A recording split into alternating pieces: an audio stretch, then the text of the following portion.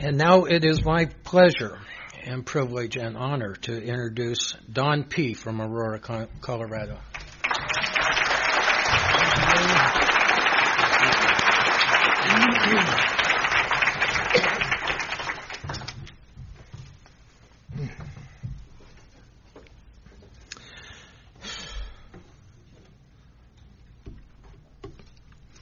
Just give me a minute. My name is Don. I am an alcoholic. And I'm a member of Alcoholics Anonymous. My home group is simply known as an AA group. We were trying to name it. We were going through the traditions, and the long form of the tradition says that any two or more alcoholics gathered for sobriety may call themselves an AA group. So our central office told us we couldn't register under that name, and we reminded them they worked for us, not the other way around. We meet at the Exemplar St. Joseph Hospital in the Alpine room, or the Aspen room, at 6 o'clock every Friday morning. We don't have a lot of dead weight at our meeting. We don't want a lot of dead weight at our meeting. Our format is very simple. We talk about a step, a tradition, or a concept back to back, and it may take one meeting or it may take weeks. We really don't care. Following that little gathering, by the way, our second meeting of the month belongs to our GSR and our central office rep. We are part of Alcoholics Anonymous, and our business meeting is one of our regular meetings. You can bring new people there. If we're talking about the tense concept, we won't hurt them. They don't hear anything anyway. Following that gathering, we all go into the cafeteria and have breakfast together where the real meeting takes place. Now, I hate to admit it to you, but in any formal meeting, I'm only partly listening. Part of my mind is working out what I'm going to say when it's my turn. And I wish it weren't so, but it is so.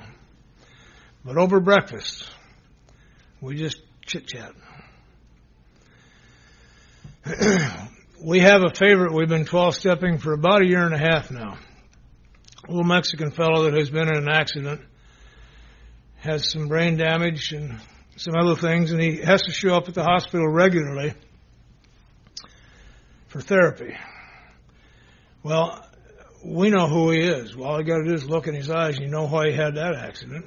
So we started quietly 12-stepping him. Sure enough, he was drunk. He still, after a year and a half, has not come over and sat with us at the table, but he likes to have us come and visit with him, 2 or 3 at a time, and he'll stop and say goodbye. But of more importance, people watch us, you know. People don't hear much what we say, but they watch us. Whether you like it or not, anytime you are identified as a member of Alcoholics Anonymous, you are Alcoholics Anonymous to whoever's watching. About 6 months ago, our little fella had a grand mal seizure right there in the cafeteria, right over on his head. Blood everywhere. You know, head wounds aren't really bad, but they sure look ugly. And I've never seen such response from a hospital staff. Everybody from the administrator to the blue cart people were just there. We are reasonably sane in our group, and though we love this guy, we knew, don't try to help. We're in a hospital, for God's sake. Okay. Stand back and wait and let the experts do it. And after he'd been cared for, 3 of the nurses came over to make sure we were okay.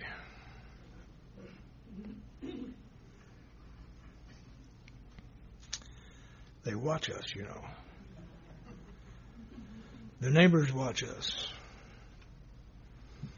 My next door neighbor, I'm from the old time AA. In addition to meetings out here, we have a meeting in our home every Wednesday night, a little potluck and a meeting, because we used to meet at homes, and we still do.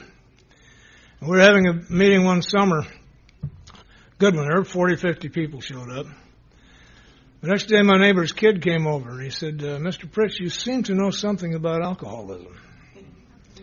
I have some friends who are in trouble. So, this is the same kid that I went out in my backyard one day to pull some weeds, and some of them were weeds.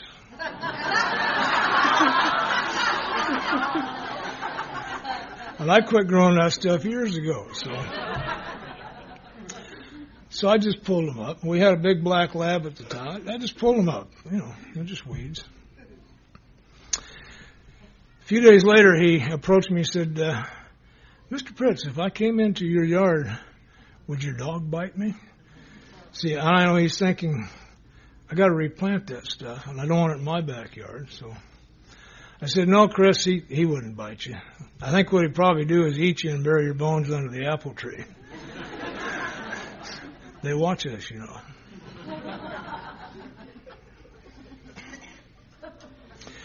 Everybody's been double thanked, but we missed one guy. I need to thank Reed. I come to these things to learn. And he very kindly taught me how to identify the solid fork from the regular fork. I've been years waiting for someone to understand that I don't know the difference. In fact, I don't really care, but it was nice of you anyway.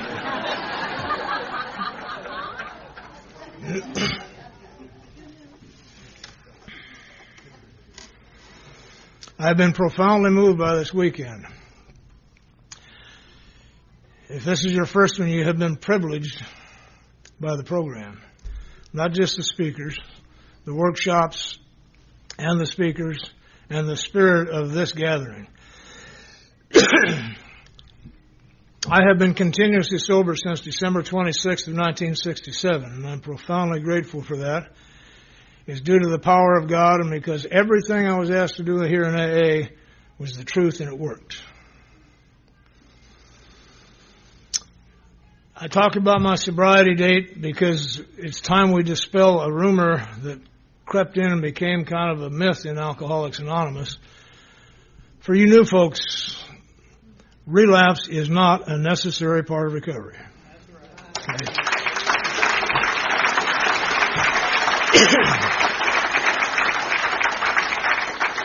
It does occur, and it will continue to occur. One of the facts of life is that alcoholics drink alcohol. But it need not happen. If you're alcoholic, you don't ever have to drink again. Ever. Okay. And if it weren't for that kind of promises, I would not be here. I must also tell you, AA did not get me sober. And AA does not keep me sober. God got me sober. God keeps me sober. AA keeps me reminding me of that. I did not know I was alcoholic when I got here. I was certified by one government agency as a sociopath type 2. My federal parole officer said I was a psychopath. The doctor said I was a manic depressive drug addict. So I was hiding my alcoholism behind some real high drama. You can get past one or two of them, but not all of them. Manic depressive is one of my better games. And please understand, I'm not demeaning that. My son is a truly diagnosed, treatable manic depressive. But for me, it was defense. When people start getting too close, the easiest way to hold them back is just throw a few mood swings. They tend to leave you alone. You have to get really good at it, and I was. If you do it too much, they put you away somewhere. And if you don't do it but just a little bit, you become the entertainment at the party, and I'm trying to avoid crowds anyway. So in my alcoholism, I became a surprise. Now, surprises are supposed to come in packages with ribbons on them. I became a surprise. You never knew for sure when I showed up, who the hell is that masked man? And that caused grave damage to my family and the people who loved me most. I come from a functional home. I'm sorry, but I do. If I were to be asked today to write down the qualities of the home I wish I'd have been raised in, that is the home I was raised in. My parents were married 66 years when Dad left. And I can describe functional by my father's death. Having made amends to him, we had a 27-year relationship. Father and son, man to man.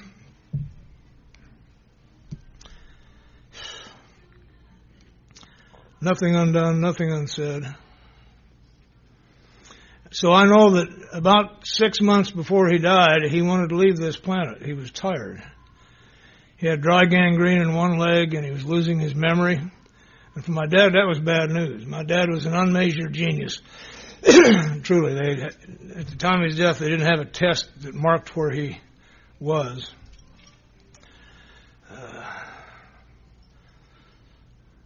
But he never lost his sense of humor. He told me right near the end, he said, Don, there's a great benefit to this memory loss deal. I only have to rent one movie for the rest of my life.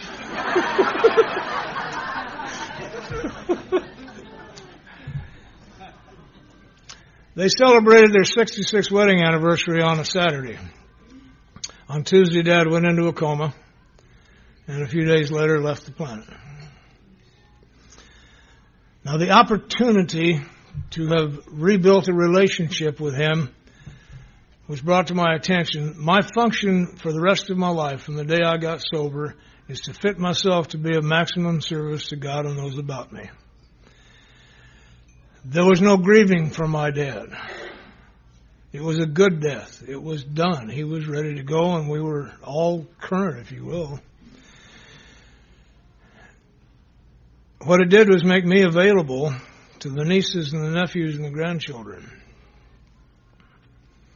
who didn't know what was going on. I could walk them over to him and say, talk to him. He can't talk back to you, but if you have anything to say, get it said. Do it. He stayed around for that party. That's why he stayed, because he knew how important that was to my mother. That's functional. My brother is a professor of music at the University of Colorado. Pardon me, I'm going through some physical things that just make me whine like a baby. Life touches me right at the moment. Now, he and I grew up in the same house. He lived in the next room over, right down the hall, and we petted the same dog and everything.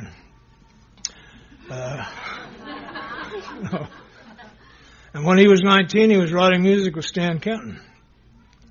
When I was 19, I was in my first federal penitentiary in Tokyo, Japan.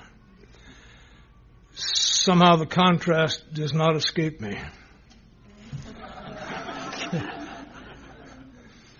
My brother's a marvel.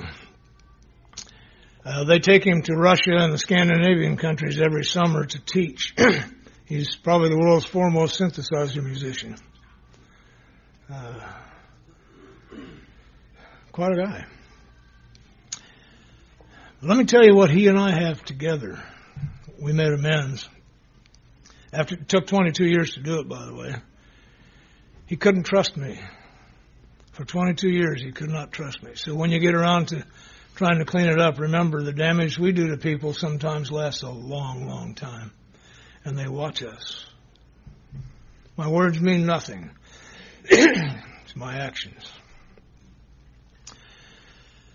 When we finally got it done, one of the things my brother gave me as a gift, he said, I've discovered you and I are doing the same thing. With my music, I'm trying to reach people deep, deep in their souls so they can change if they need to and have a new experience with life.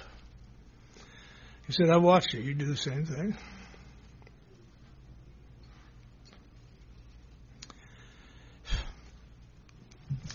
He said, I use a trombone.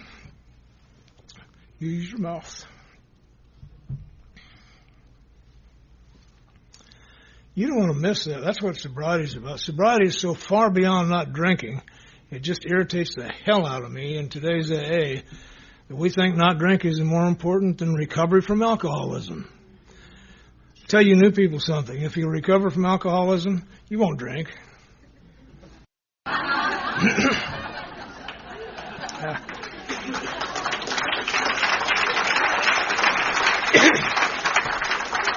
Now, it's a pretty good idea to stop drinking for a few days before you get recovered. But don't settle for sobriety. That is the worst possible state an alcoholic can be in, is sober. The main reason I drank is because I can't stand being sober. But meaningful sobriety, now that's worth having. Part of my emotional difficulties in life is that I am a passionate man, and I think life means something. It just doesn't pass by. I want to get in the heart of it, and it means it's important. My goodness. But I was a sprinter in the game of life and not a long-distance runner. When we played football, I was a fairly good athlete. I was quarterback at one time, and I'll never forget the day I made a quarterback sneak and it worked, and there's nothing between me and the goalpost but air. My emotional state was, what the hell just happened? And so I slowed down, turned around and see what just happened. They creamed me. I was a Golden Gloves boxer when I was younger. I trained with Tommy Golden in Denver. Made it all the way to the finals. Those little 3-round finals. In 2 rounds, I had the thing. It was mine. The problem was I knew it, so I relaxed. He had a motivation I didn't know about. He had 2 brothers up in the stands who had told him, if you lose this one, you got 2 more coming as soon as you get home. He beat the hell out of me in that 3rd round because I was a sprinter, not a long-distance runner. I play trumpet, trombone, harmonicas. Right now all I'm playing is the lap dulcimer, and you're not going to hear that. It's too pretty for you.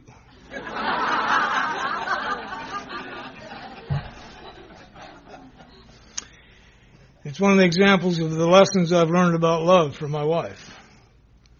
We were in Silver City, Arkansas, and young Tom Coburn was playing Scotland the Brave on the 120-string hammered dulcimer. And I knew before I die I must be able to play just once Scotland the Brave on a dulcimer. My wife, who is sane,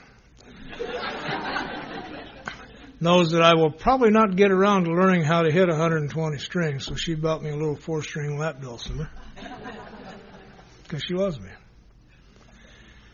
And I play Scotland the Brave. And Tom Ivister told me if I ever play it again in his presence, he'll break it.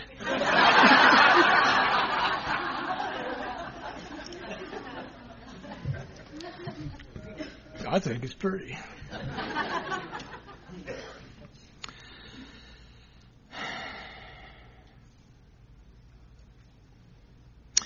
This is a sponsorship conference, and I hate definitions because they lock things in, but descriptions are good.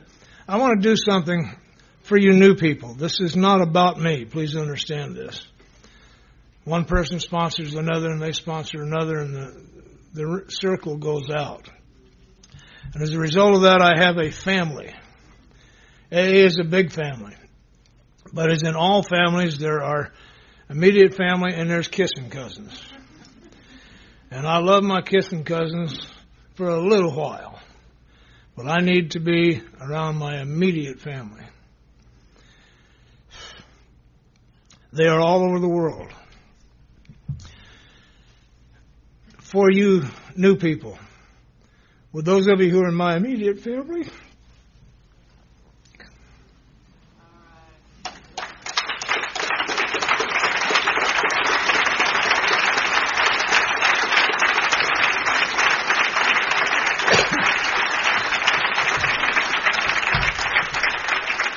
now, you don't want to miss that. Several of these people are insane. 2 of them are stark raving mad. When there's nothing good on television, I just think of the last time I was with Brendan.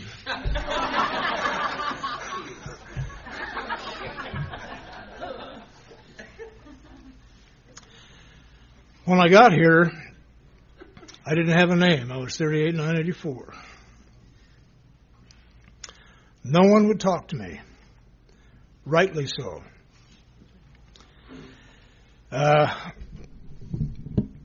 My alcoholism has taken me some strange places, and I almost hate to talk about some of them because somehow the sicker you are, the higher your status is here. And the worse places you've been, the better you are. You know. But Christmas week of 1967 was a bitch for me. I was on federal parole for a little mistake I'd made in 1966. I got in with bad company. And,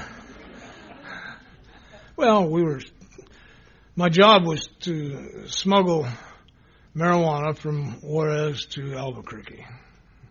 Not a bad job, a little tense at times, but paid well. But the fellow who hired me to do one of those jobs turned around and turned us all in so he wouldn't have to go to prison. He made my inventory, by the way. So I was on federal parole. I had two little boys whose mother had abandoned ship years before. She also is alcoholic. So I was a single parent, homeless, for about 4.5 years, and that was before it became fashionable to be that. We finally had to land, and the boys and I lived in a basement apartment between an old lady who raised cats. I was down to about 133 pounds. I am not a drug addict, but I'd come from the generation where I used a lot of speed. It made it possible to drink longer and better, and it made it possible to get the hell out of town faster.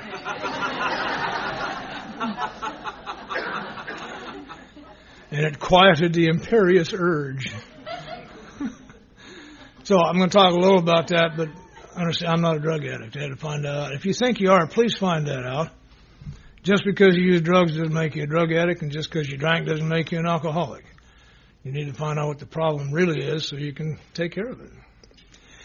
Anyway, I'm going to tell you about that week so I can get to what I came here for. I think Sean was about 5.5, and Terry was around 8. I couldn't work. I was on federal parole. We were on ADC and was running near the end of the road. I have come to bottom many, many times. Bottom for me is easily describable. Bottom is any morning I wake up and understand clearly whatever I have in mind for my life isn't going to happen. And so I pick up a new set of dreams. New girl, new car, new town, new job. We start all over again. And because I'm a sprinter, that falls apart and I hit bottom again. Well, this was near the end of the last bottom for me.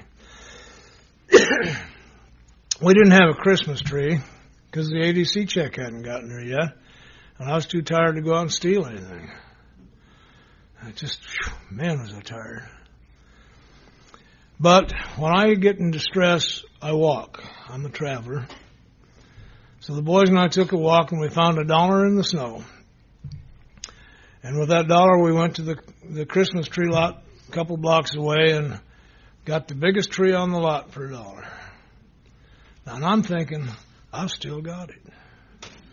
When I look back over that, what I realized is I had encountered genuine kindness. This guy saw this 133-pound Auschwitz survivor with these two little boys who had nothing. He'd have given me the tree, but he let me save face by paying him the $1.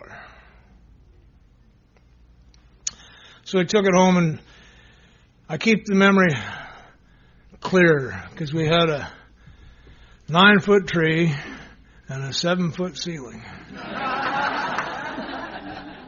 And I didn't have the wit to cut the top off. And we dressed it with garbage and junk and stuff. And we didn't have any presents either, so we took another walk. And we got to the Public Merchandise Mart in Denver, and that very kind man gave me a pair of cowboy boots and a little cowboy shirt. Uh-oh, here he comes. Oh, thank you.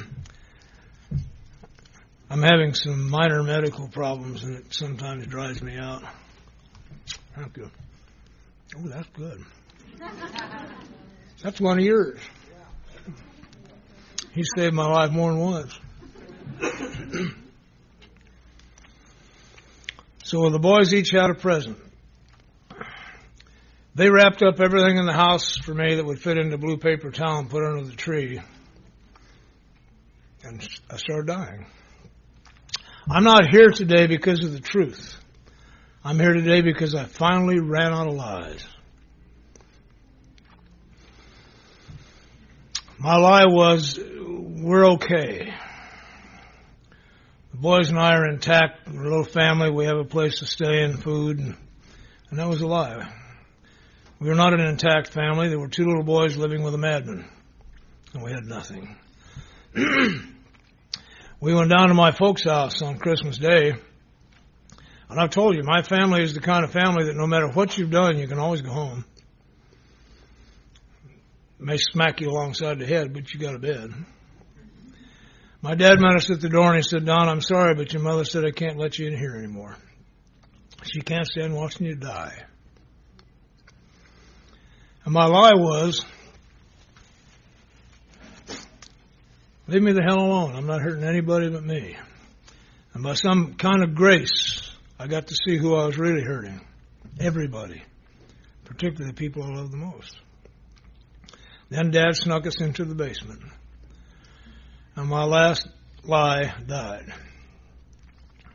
Nobody loves us. Nobody cares.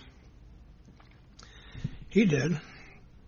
He jeopardized the peace of his own home that day by sneaking us in. So I went home that day, Christmas Day of 1967, with no lies left, a heart full of self-pity, and moved from the lies into the truth. And I'm got to tell you, it's sad as hell, but I finally understood I had become completely useless. There was no reason for me to be on the planet. I couldn't find one. Kids would be better off, folks would be better off, and it was the truth. Everybody would be better off. I think uselessness is the absolute rock bottom of all human pain. At the point of uselessness, you either surrender or die. And I had nothing to surrender to. So I took a 2-month supply of amphetamines and shot them up my arm and laid down and died. Drank everything in the house and died. And I really think I died. I haven't had a drink since. Woke up in the morning, didn't feel too good. Well, hell, the police were at the door, and I knew I wasn't dead. What a day. I hope if you try it, you make it. There's nothing more disappointing than waking up after you've killed yourself. God. But I was in a wondrous state. I was now ready for you. I'm a complete failure at living and a complete failure at dying. I don't have any options left. Without knowing it, I had become willing to go anywhere anyone said and do anything anyone said, if it meant I didn't have to be that creature anymore. That's all I came here with, was a willingness to change totally. And I didn't care what I changed into, just whatever. Anyway, I laid in jail for 5.5 months and healed up. What they had was 9 charges. First one called for 3 years to life in the penitentiary. And the DA promised me he'd bring the others one at a time if I beat that, but I was through. I really didn't care. I know I was through. We came to trial, and they took me in a room with my attorney and said, we've been talking to the federal people, because they really are the ones who still own me. I owed them 5 more years. We've all concluded you're really sick. I knew that. I said, here's the deal. If you'll plead guilty to a reduced charge we have ready, We can give you 1.5 to 3, and we won't have to have this big trial. We'll give you 1.5 to 3 and suspend it and give you back to the feds, and they've already agreed to take you to Fort Worth, Texas, to the mental hospital and fix what's wrong with you. I'm an alcoholic, not an idiot. I signed right there. I signed up for federal mental hospital. And 5 days later, I was in the fish tank of the Colorado State Penitentiary. I can't even get locked up in the right place. And I believe that's by the grace of God and because I had done the one thing that's required here. Surrendered. Totally. No reservations. Didn't even know I'd done it. I believe I came to you spiritually awake. I didn't know that. I came to you pretty fragile. But spiritually awakened people are pretty fragile. So when you're working with people and they awaken, be kind, be gentle. They're really fragile. They're just been reborn. They don't know what the hell's going on. And since you don't either, be kind. Okay. I don't believe for a second that God will mess your life up just to make mine better. I believe God uses whatever is at hand. And in that knowing of what I really needed, which was Alcoholics Anonymous, because I'm an alcoholic, if you'd have put me in that hospital, I'd have been out in 6 months. That's one of the reasons I signed the paper. I know how to play hospital game, mental health game. I woke up in the padded cell of the Boulder County Jail one morning and couldn't remember how the hell I'd gotten there, and neither could anybody else. It scared me a little bit. The parole officer was put in a position where he had 3 choices. Send me back to prison, send me to some sort of mental hospital, or get me outpatient treatment. Well, I voted for outpatient, of course. And I knew I was going to have to take a battery of tests. I know how to play that game. I went down, honestly, went to the library and studied the Rorschach because I knew that was going to be one of the big ones, the Inkblot test. They evaluate. You got to be sick enough to need help, but not so sick that they need to lock you up. I passed it. I got my own psychiatrist. Lovely man. 3 weeks after we started meeting, he started smoking marijuana with me. Now, I'm not saying I turned him on. He was ready.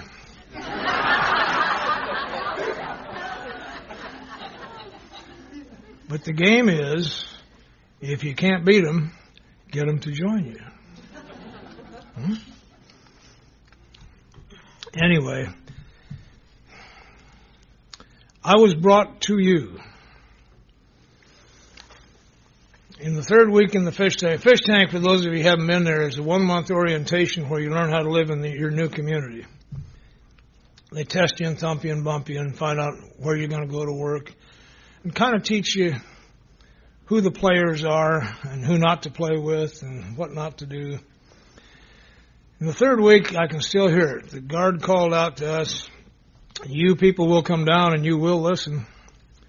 Well, I didn't have anything else to do. So I went down and I did the first thing that I had ever done right. I listened. Just listen. They had 3 guys, ugly, convicts with numbers on it. Well, 2 of them were ugly. Bruce was really kind of cute, but well, he was. One of the ugly ones got up. Short, looked like Chuck, short. My name's Doc. I'm an alcoholic, and that means that I'm powerless over alcohol and guards and drugs and all the other circumstances in my life. And my life has become unmanageable. And if any of you smart bastards think you can still manage your lives, look at the reward the state just gave you for the nifty job you've been doing.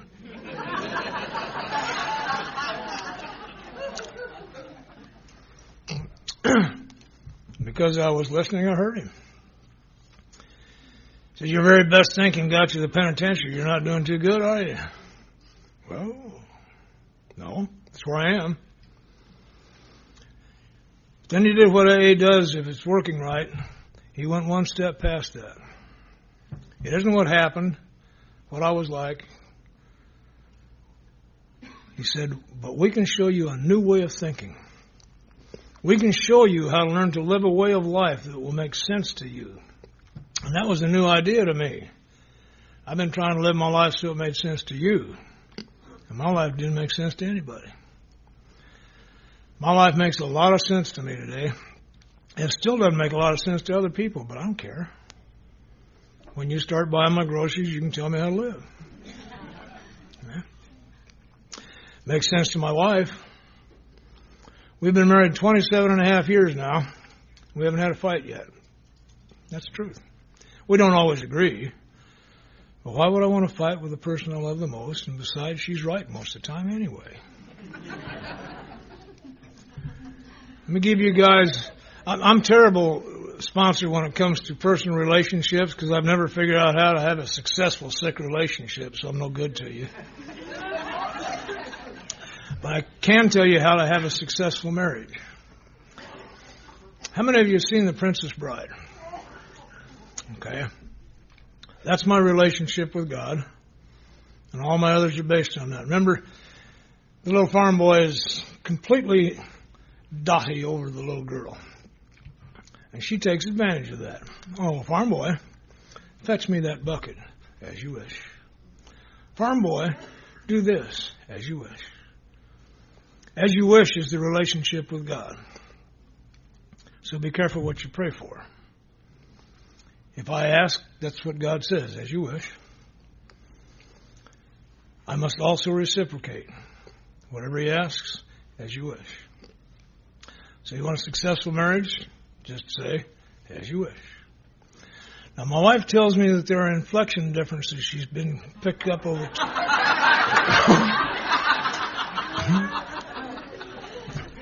rather than fight, if I think there's something not quite right that she said, as you wish. But that works just as well.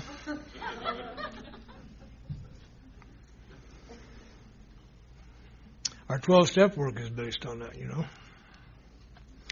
We are to find out, first of all, if the people want to recover.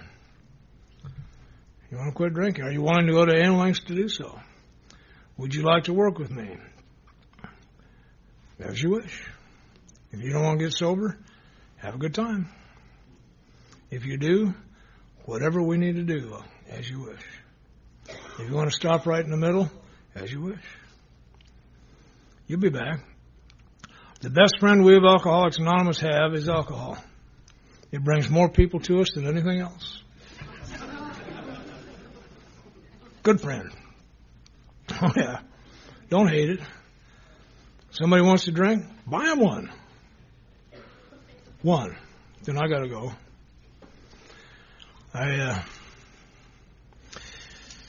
Before we were one of the things that I want to share with you, again, is in developing my relationship with God, because that whole idea is beyond my capacity. I have to look at the people involved. Now, the three people that helped me most, we had to go through a 12-step study school before we were allowed to go to the AA meeting. The regular meeting happened on Friday night, and they let real people in from the outside, and it was a 2.5-hour meeting where we did half of it, had coffee and cake and cookies, and then they did half of it. We weren't allowed to go to that for 5 weeks. Every Saturday and every Sunday afternoon, we gave up our yard privileges, our movies, everything, and went to what they called a school. 3 or 4 hours, and all it was they took the big book of Alcoholics Anonymous and read it out loud to us. Shared their experience with it and of it, and gave us the assignments that come out of there, asked us those questions.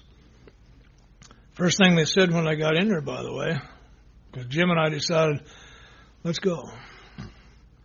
Those same 3 guys were there. And Bruce said, now you new guys for the next 5 weeks have nothing to say. If you knew anything at all, you wouldn't be here. So during that time, we were not allowed to talk even, unless we had a question. Outside of that particular gathering, we talked all the time, to them and to us. Most of us worked in the dish room, so we...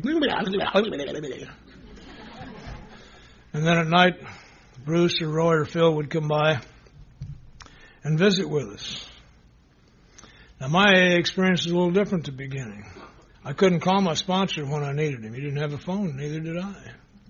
He lived on the other tier. I couldn't get to a meeting when I needed one. We had one. So my experience has been, it had to go in here first. He was visiting me on one of those times. I'm locked down and he's on the tier visiting with me. When it hit me, he's getting out of his cell anytime he wants. I want what he has.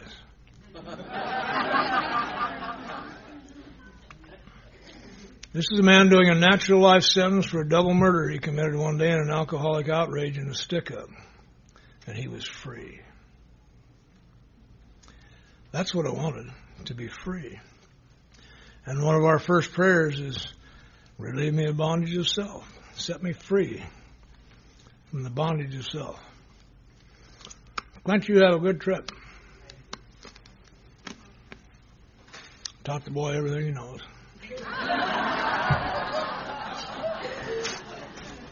You notice I waited till he got out of the room before I said that.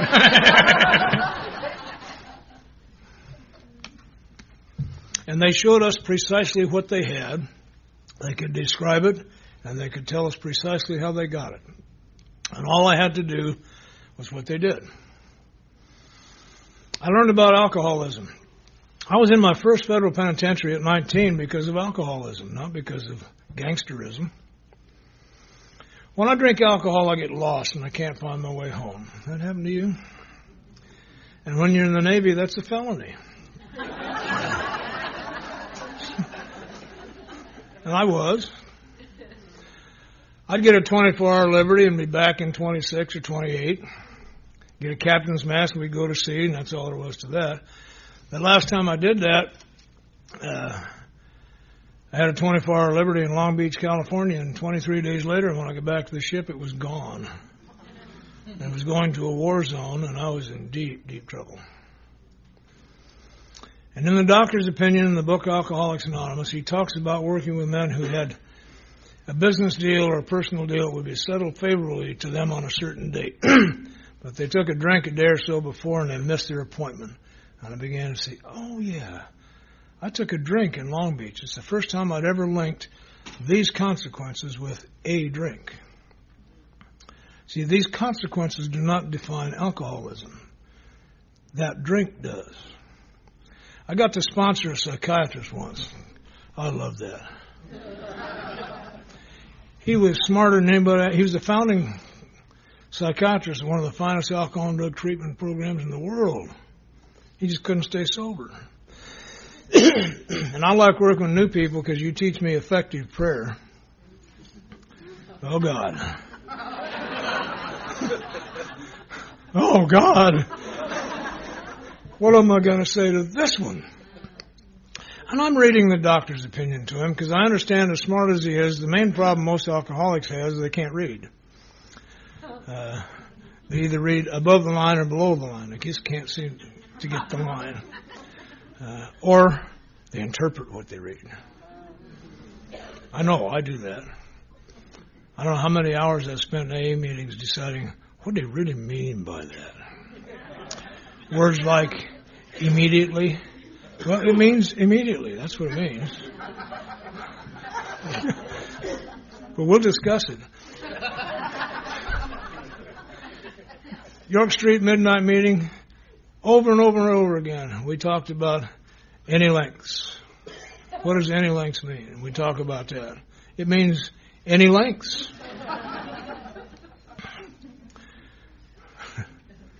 Oh, my. And I'm reading the doctor's opinion to him, and I'm watching it go in his head and get lost among everything he knows about alcoholism. And I'm praying, what can I say? This even simpler than this. And I heard this come out of my mouth. I said, Don, what happens to you after the first drink? Well, he says, around the fourth or fifth or sixth drink, I tend to forget where I'm supposed to be next and what I'm doing, and I end up getting drunk. I said, well, what happens to you after the first drink? Oh, around the fourth or fifth or sixth drink, what happens to me after the first drink is the second drink. And if you're new, that's all you need to know about alcoholism. If that happens to you, don't go anywhere. What happens to me after the first drink is the second drink. And it may not be this afternoon, but it will be there. And that leads then to the spree. And the consequences. And I can hide behind all the drama. It's that first drink that starts it all. I have a condition of my body which for some reason compels me to have another drink after I take one. And I don't have any choice in the matter. I can't stop it from then on. It has to run its cycle. And I've got an even worse problem. I've got a mind that just can't seem to remember that. It'll be different this time. We didn't get sick because we drank too much. It was bad chili. And on and on and on and on. So I've got a body that condemns me to die if I drink, and a mind that condemns me to drink. Against my own will.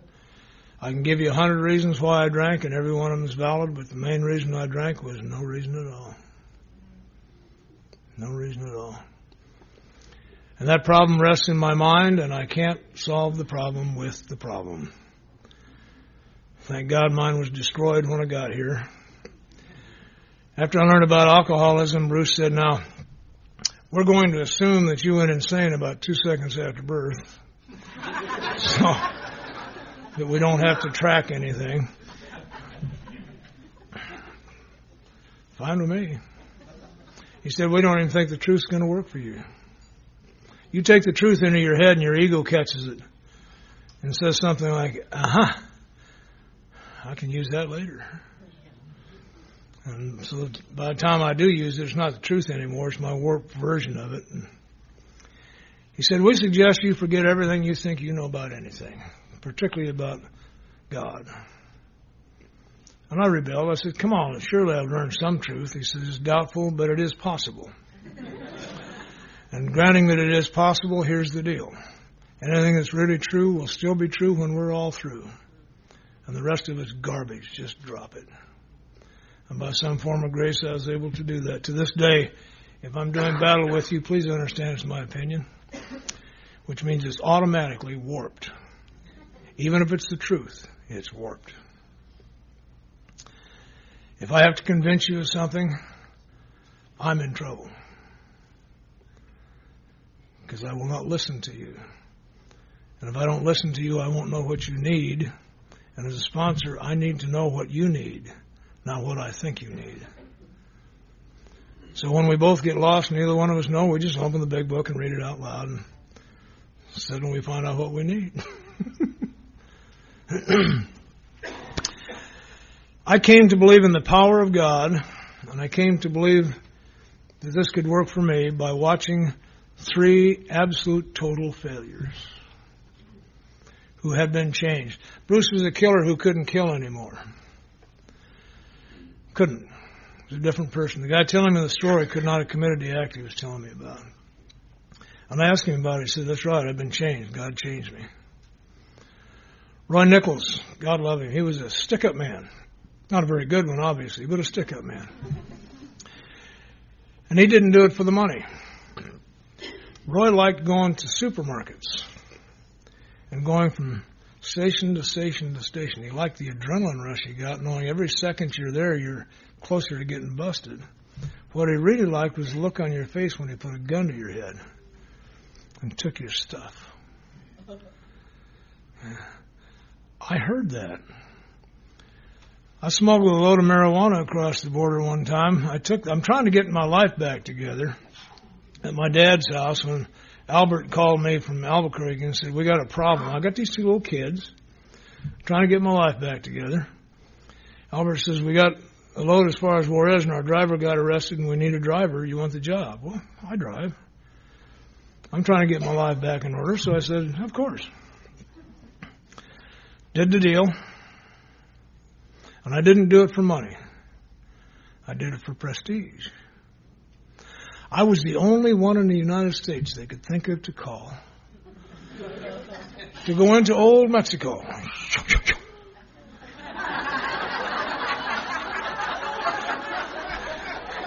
and saved the day.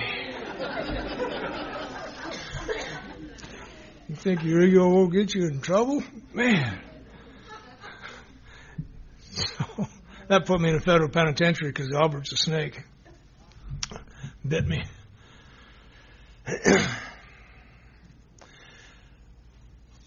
This has to be real, and I needed sanity and insanity to be real for me. I've been studying it for years and playing it for years. And in the book Alcoholics Anonymous and the story of Jim the car salesman, I found a working description of my kind of insanity. Read the story. I don't have time to tell it to you. I love to tell it. The upshot of it is Jim was here in AA 6 times, kept drinking. Last time he drank,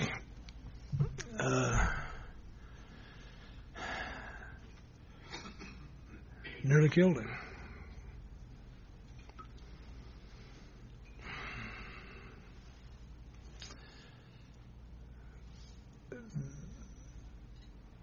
Bill says that what he did was insane. He said, how can anything be less than insane? Insanity is described there as lack of proportion and of the ability to think straight. And that's the kind of insanity I have. I have no proportion in my life. If one works, take 10. Fear is for sissies. Pay 50 cents and get on the roller coaster and get scared. I like raw terror, man. That's good stuff. That'll get you out of bed. Make you feel useful.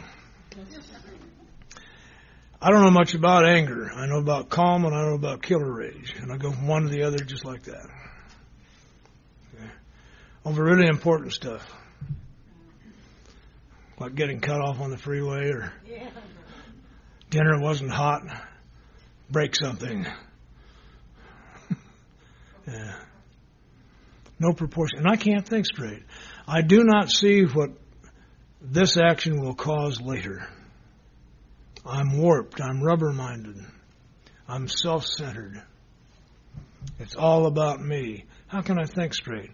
It goes out and comes right back. It's a loop. I've got to get over that. To restore me to sanity,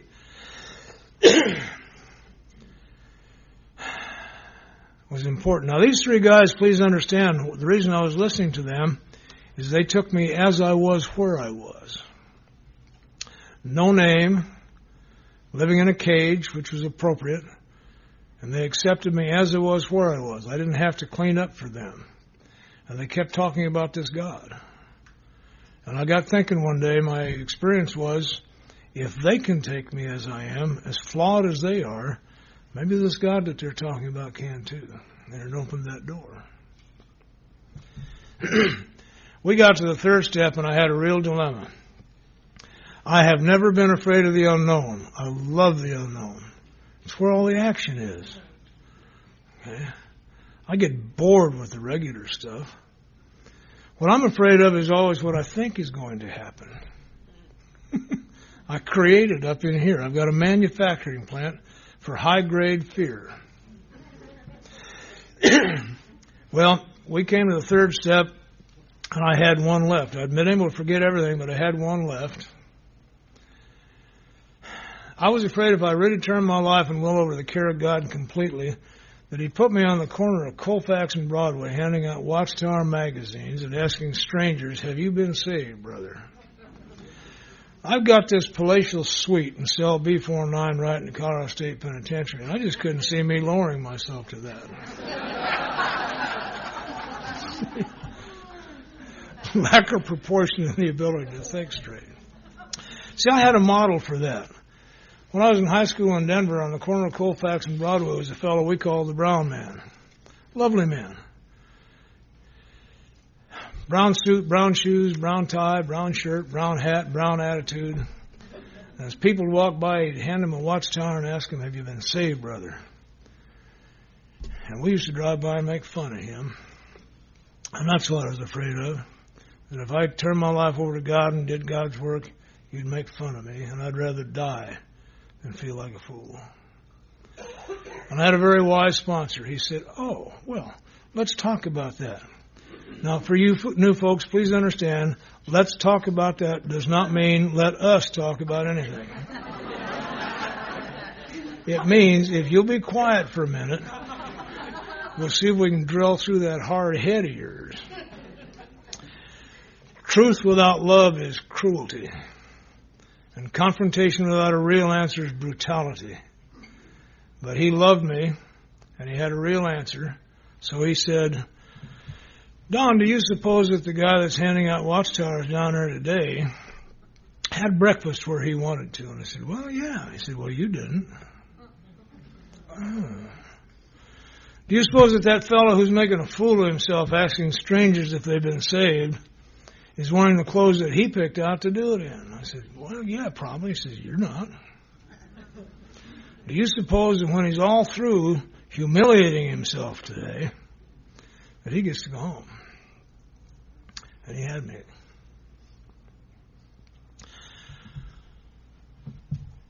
What he did for me was to hand carry me into the new mind that Dr. Silkworth promises us. The foundation of my life is simply this.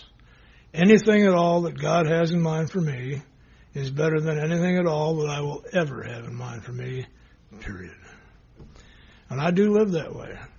And I get willful sometimes. What the hell, I'm just a kid. But that is how I live. And since I started living that way, the contrast is magnificent. I'm a traveler. When I live my life by my way, I end up in an 8x10 toilet. It actually was 7x9. I thought it was 8x10. I took my grandson down to the prison the other day, and they have some of the cells on display. 7x9. And my little grandson got in there and made a profound statement. He said, Grandpa, I don't understand. How can they put people in these things? They're too small. Well, they don't put people in those things. People put themselves in those things. My world had gotten that small. And I opened it up to 8x10 up here. Had to. 7x9 is too tight for me.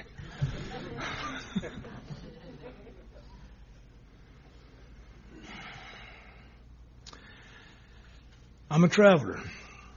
Since I started working for God, I've been all over the world, literally.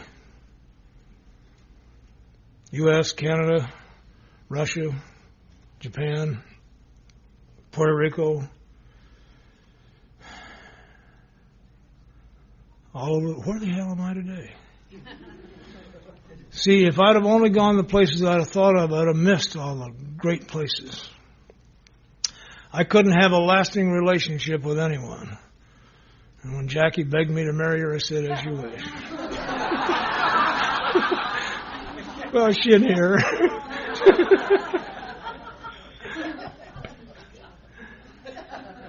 My children were afraid of me. Nobody's afraid of me these days. Nobody. My granddaughter came to me the other day, little Gianna, said, Grandpa, you're the best grandpa in the whole world. And I'm a curious fellow. I said, well, why do you think that, honey? She said, oh, because you love us so much. She also described the alcoholic mental process. One afternoon, I sit on the back porch and swing and watch them. That's one of the great things about being my age. You get to sit on the back porch and swing and watch things and nobody bothers you. Kids were all playing with the balls out in the back. Our yard's always full of kids because they're the real lesson givers of this planet. And she wanted the green ball, and the minute the boys discovered she wanted the green ball, there wasn't a chance in hell she'd ever get close to that green ball. And I watched her go through her gyration. She's brilliant. Nothing she could do would bring it about. And she ran up on the porch and sat on the swing next to me and was quiet for a minute. She says, Grandpa, they won't give me the green ball. They have ruined my life.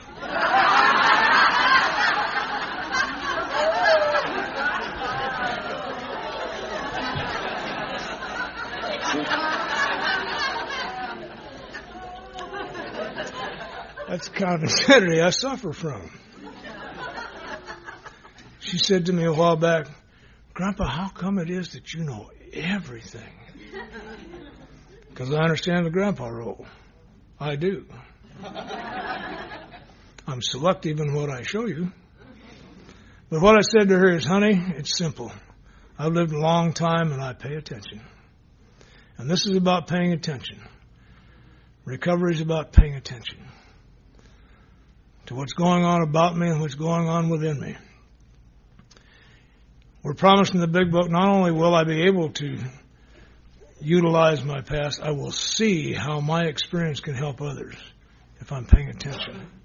Very important in sponsorship. I need to see what you need. And to do that, I have to learn to listen to you. What you're really saying, because you don't know how to talk yet either. You can't read and you can't talk. I got 60. Good. 65 is it. Well, 68. What the hell? I get frustrated, but I've been doing this for 33 years. And I've been living with a sense that where I am, God is, for 36 years. And so I have miraculous stories to tell you, and I've run out of time here. But there are a couple I do want to share with you about setting straight the crooked path. I come from the old school of amends where if you did something wrong, you must do something about it. There's no slack. Unless it's going to harm somebody. I had the opportunity, my last 9 years of my work life, I worked for the Department of Corrections in North Carolina and then came to Colorado and worked in corrections there for 7 years. When God has work for you to do, nothing gets in the way. Nothing.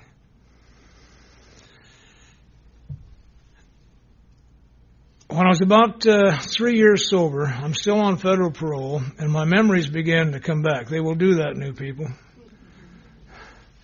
God's very merciful. You don't get to remember all the bad shit you did because it'll kill you. It'll come slowly as you get better.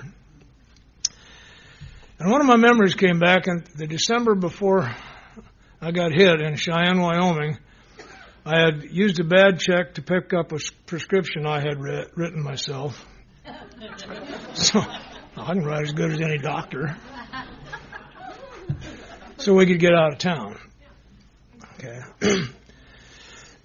Now that I remembered, I got to do something about it. But we're given pretty simple directions. It says in the big book, if others are going to be involved, we talk to them about it. Secure their consent. The only person who would really be bothered by me going to Wyoming and confessing 2 more felonies would be my parole officer. So my sponsor and I talked it over, and it got clear I had to go to my parole officer and confess 2 more felonies. Made me a little nervous. But I needed his permission to leave the state. And he listened to the story. He said, you're right. You have to do something about it. Here's the deal. If they arrest you, I will not violate you. You have my permission to leave the state and go. So on the way home, Gary and I talked about it. And he said, it also says in here we're not to be the foolish martyr and just throw ourselves into the lion's cage. Others will be involved. He says, you're active in AA. They're letting you visit your kids again. There's a lot of people will be changed by this. He said, I come from Cheyenne. Let's do this. I know the guy at Drexel. He's a decent man. Let's write him a letter, lay the whole thing out, and ask him how he would like you to handle it. Well, that's consistent with my spiritual experience. I got free, locked up in a penitentiary cell one night, working on the 8-step, with the suggestion that my sponsor said, can you look them all in the eye, picture them in front of you. If you can look them all in the eye and say to them, I've been wrong and I've harmed you. Would you please tell me what I have to do so we can get the books to balance? And I was set free that night, lifted from that chair and set free. So now I'm really nervous. I've got to confess 2 felonies on paper and sign it and mail it. And I don't have a high drama ending for you because the letter came back. The man had died and the place was shut down. And then I got thinking, well, now, don't I owe Wyoming something? Back to the parole officer. He said, don't do that. Here's what's going to happen. You're going to go into Wyoming and confess 2 more felonies they can't prove because the records are all gone. And you'll have to deal with confused police officers. And I don't want you dealing with confused police officers. He knew about AA. He said, you just keep doing what you're doing and an opportunity will be made for you. 3, 4, 5 years ago, while I was still working in corrections in Colorado, I was sent to Cheyenne to open an alcohol and drug treatment program in a facility. Got it up and running and came back, and about 6 weeks after I got back, it hit me. It's over.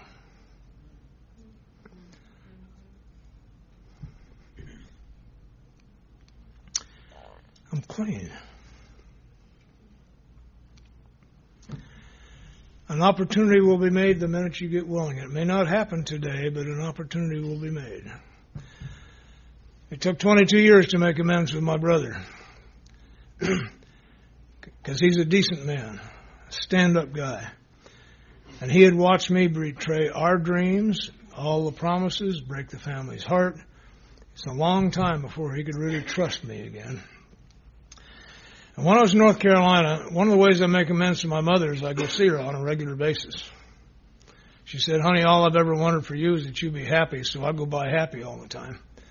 And drag happiness with me, children, grandchildren, great-grandchildren, stories about you. And I was visiting her from North Carolina, and my brother came in and sat down, and I had my leg crossed over like that, and all of a sudden he kicked me on the bottom of the shoe. And he said, you know, Don, I'm really glad to see you. And he was shocked because he was glad to see me. He hadn't felt that for a long time. Blew him away. And because he's completely straight, he said, listen, next time you're in town, let you and I go up to the cabin and do a little fishing. Now, God's made me a listener. When you ask people, what do I have to do? You shut up and listen while they tell you. What he really said is that you and I need a whole day by ourselves with no interruptions. So we did.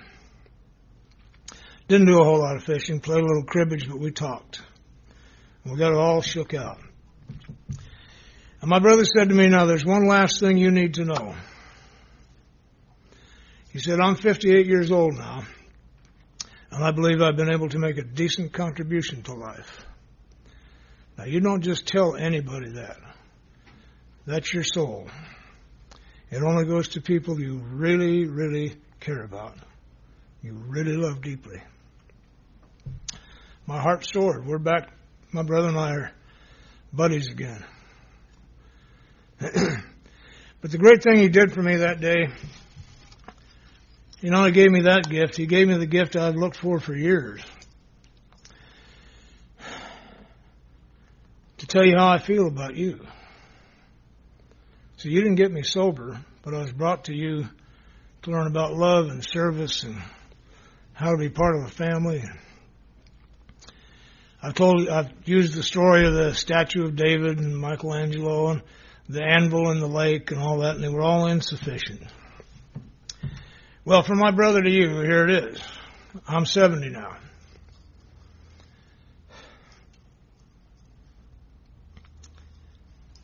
And because of you,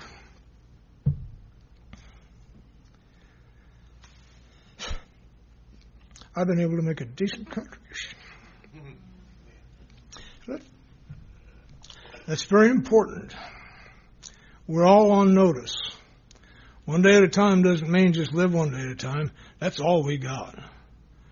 And if we have anything to do with each other, it must be done now. See, I will never be by this way again. And neither will you. Even if we meet again, I won't be the same, and neither will you. So we need to transact our business and get it done. Be kind.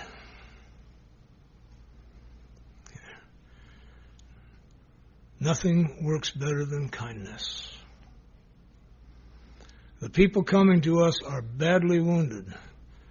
Self-inflicted wounds most of the time, but wounds nevertheless. They don't need to be yelled at, pushed around, beaten up, or pampered. They need to be told the truth. If you are alcoholic, you don't ever have to drink again. You don't ever have to live in the kind of pain you've been living in ever again. We do not promise you a pain-free life.